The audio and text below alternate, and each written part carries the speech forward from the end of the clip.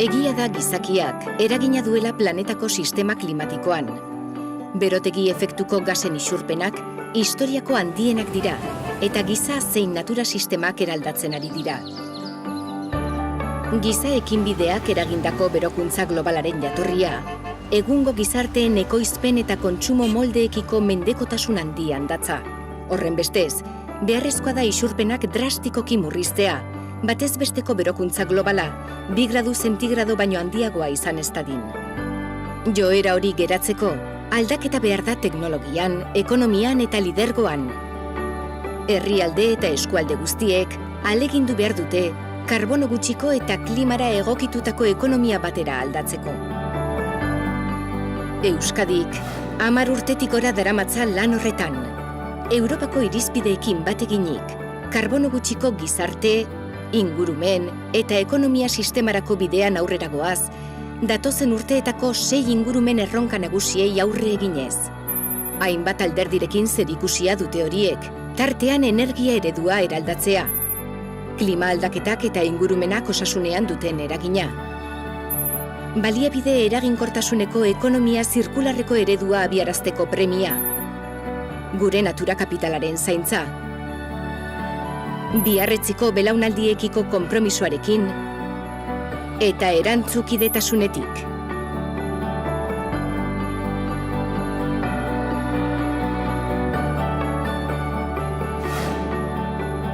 Europar Batasunak, nazioarteko trakzio erakunde den aldetik, 2030erako isurpenak modu nabarian murrizteko eta energia berriztagarrien erabilpena areagotzeko konpromisoa hartu du.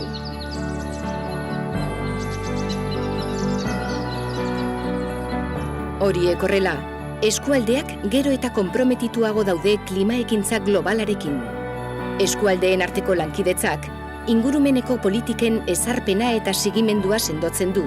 Esaterako honako lankidetza sare hauek eratuz. Energy, Encore, The Climate Group, Euskadik eginkizun garrantzitsua du azken horretan, mundu mailako mugimendu horren estatuen eta eskualdeen arteko aliantzan lehendakarikide denez.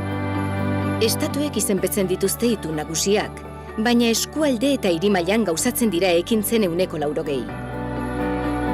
Hori dela eta, eskualde eta toki mailako partaidetza aktibo eta konprometitua funtsezkoa da nazioarteko akordio horiek arrakasta izateko. Euskadik, Europako isurpen guztien 0,5 besterik ez dakarrenak. Karbono gutxiko eta klima aldaketaren inpaktuetara egokitutako ekonomia lehiakor batera aldatzeko lanean dihardu. Horretarako, 2020erako Euskal Autonomia Erkidegoko ingurumen esparru programan ezarritako konpromisoak betez, 2050erako klima aldaketaren Euskadiko estrategia osatu du. Epe labur eta ertaineko ekintza planen bidez gauzatuko dena, murriztea eta egokitzea xede direla.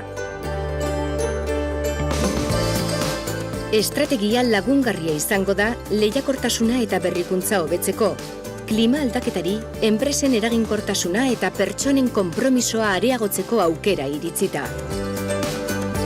Aipatutako helburu horiek lortu ahal izateko, 9 jomuga eta 24 jarduera ildo zehaztu dira guztira. Murrizketa premiak ezarri zaizkie energia sektoreari,